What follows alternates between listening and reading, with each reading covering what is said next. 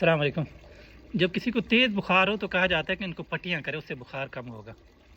لیکن پانی کس طرح کا استعمال کرنا چاہیے یہ بھی بہت ضروری ہے۔ پانی بہت زیادہ ٹھنڈا یا برف والا پانی بالکل نہیں ہونا چاہیے۔ اکثر لوگ یہ کرتے ہیں کہ پانی بہت زیادہ ٹھنڈا ہے، فریج سے نکال کے یا اس میں برف ڈال کے پانی استعمال کرتے ہیں، یہ غلط طریقہ ہے۔ نارمل جو آپ کا پانی ہے، جو نلکے کا یا ٹوٹی کا یا جو بھی پانی ہے وہ استعمال کرنا چاہیے۔ اس کی ایک وجہ تو یہ ہے کہ جب ٹھنڈا پانی استعمال کیا جاتا ہے، بہت زیادہ ٹھنڈا یا برف والا، اس سے مریض کو اور زیادہ کپ کپی لگتی ہے، اور کپ کپی سے باڈی کا ٹیمپریچر بڑھتا ہے، کم نہیں ہوتا۔